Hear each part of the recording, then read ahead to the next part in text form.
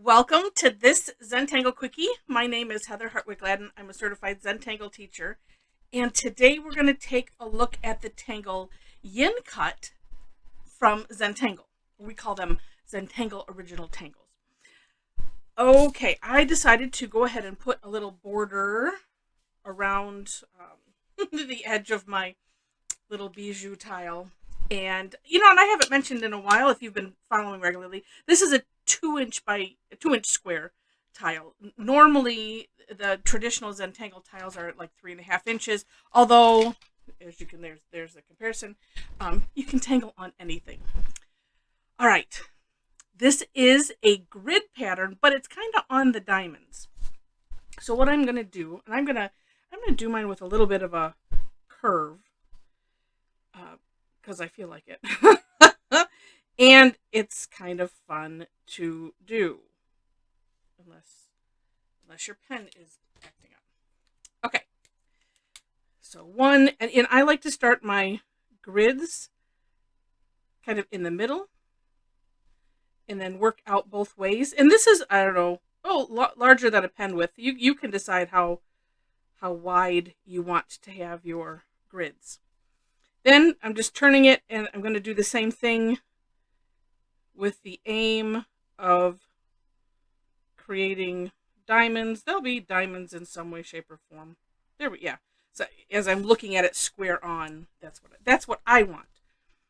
You can do it however you wish, and something to think about depending on how you want it to show up. If you want it to show up, if you know that your pattern is going to be on the square versus, on the diamond, things like that. Although with Zentangle, one of the things is no pre-planning. Just let it rip. All right. So pick a diamond to start and a direction. Whichever direction is more comfortable for you. We're going to be just drawing some straight lines. Maybe with a little bit of sparkle. I like doing that.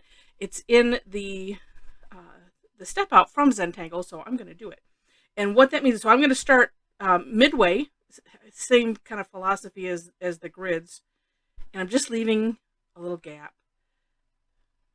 And you decide how close together you want these, or where you might want to stop the little sparkle. I'm trying to have a light touch, so that way, couple reasons. When it's a light touch, it's kind of bouncy on the paper, at least on this paper. And then that means that, these lines don't have to be absolutely straight. If I was doing like this, so here's the difference. So I'm doing light, or,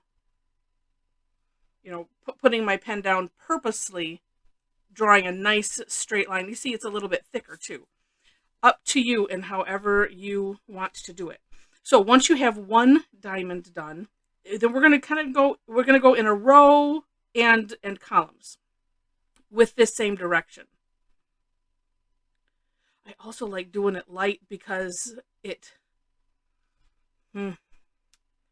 keeps me from thinking too hard, and it feels pretty freeing once I've gotten used to it. I wasn't used to doing that. I would love to watch Maria, co-founder of Zentangle, as she would tangle, and just kind of be in awe of that light touch and how she would just leave these little gaps here, and it just looked so natural, and it was for her, not for me. And so for some of us, we might have to play with it a little bit and get used to not having a death grip on the pen.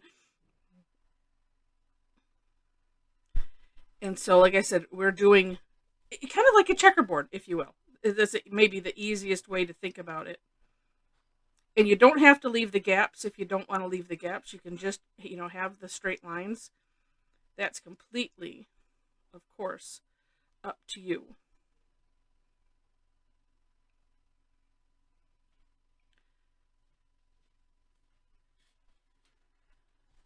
And let's see. And then, well, I'm not going to flip the tile. Normally I would no, you can, I've angled my camera differently. And so that way you can see. Sometimes I would flip my tile, but I don't know if you can see, there's a slight curve in these lines. And if I flip my tile, the natural curve is also going to flip, and I don't necessarily want to do that. All right, and looks like I have one more. And if you've done this where you're, oh, but I have that little portion there. If you're doing this as I have done, where the grid isn't exact to the boundary, we'll say, so you have these little partials, just have to make sure to cover those and get those done. Like I said, this one right here.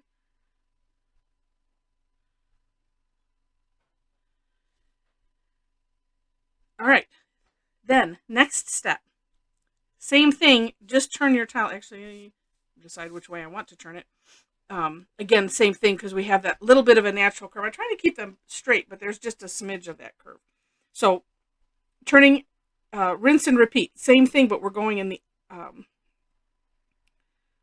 what is it, 45-degree angle difference. And the other thing that I know myself I have to be careful of is sticking within the border.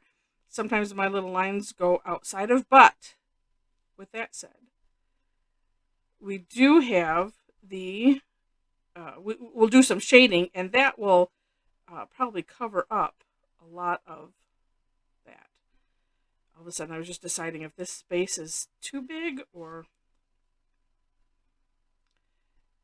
sometimes when you get to doing these little, the partials, you have to have a vision of what does the tangle look like outside of those borders to make sure that, like I said, that like, okay, if I was doing that, the rest of it would be out here, and it's good. I had one that was not that way. I realized afterwards, like, well, oh well, it doesn't matter.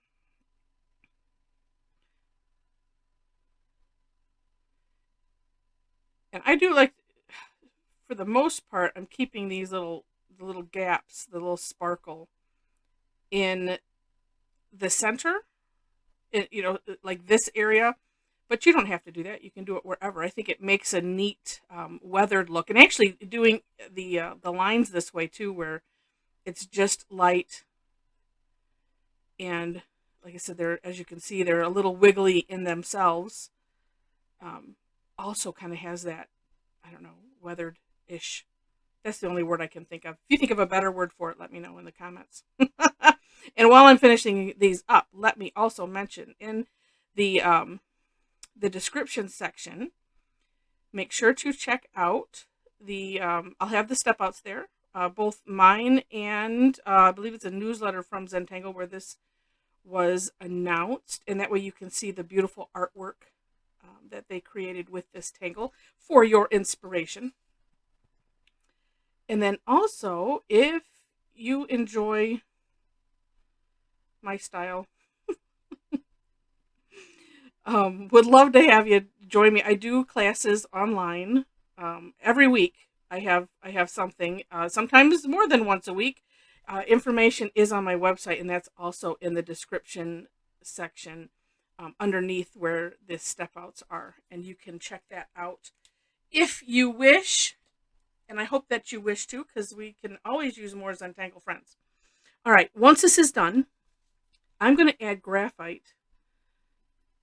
And I've had people ask what type of graphite. This is just a golf pencil. I had purchased a big box as I was doing live classes. And in some places, it depending on the venue, mostly like libraries and senior places, they're using my supplies, and then I'm bringing them back, every time I come. And so I wanted to have something that worked, that was inexpensive, and all of that. And you get an enormous box of these. And the graphite is nice. It spreads well. It blends well. All right. So once you have that done, then I'm just going to, with little circles, taking the graphite to both sides. And I'm not going to go out too far with it. We can do that afterwards, after we see what this does. And you can see about how far I'm spreading it. Just little circles, working my way down, so that, and not going down too fast, because I want to have this graphite spread to both sides equally. Another way you could do it is you could put graphite on both sides of the line, or in the line, and then to either side, and then just work either side separately. But, you know, efficiency. That's, you know, that's what I'm about, apparently. But knowing you can always go and add more. I like to be a little cautious sometimes on the graphite, and especially this, because I'm like I said, I'm using a small tile, and in order to get an effect, you have to have, oh, see that, look, that made it poofy. You have to have some natural tile color visible, so that way you can get the effect. And yeah, and that's kind of neat. You could also, you wouldn't have to do that if you didn't want to. You could also, whatever section you're working in, you could just put graphite around the edge of the section if you want. That's another idea.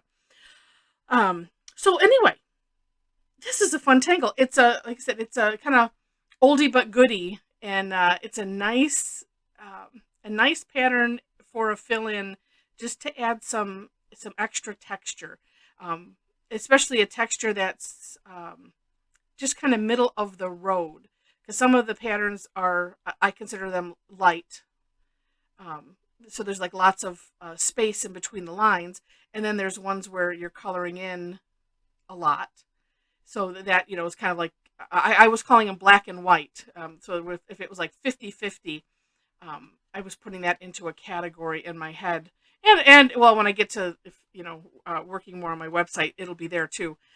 Just because it's nice to have these contrasts in our tangles, in the whole ensemble of our tangle. And this is a nice one to add as just kind of a medium. So if you enjoyed the video, would love to have a thumbs up, you know, or a like, share it. And if you haven't subscribed to the channel yet, would love to have you as a subscriber. I gave all the information out already earlier. So with that, I wish you happy tangling. Thanks for watching.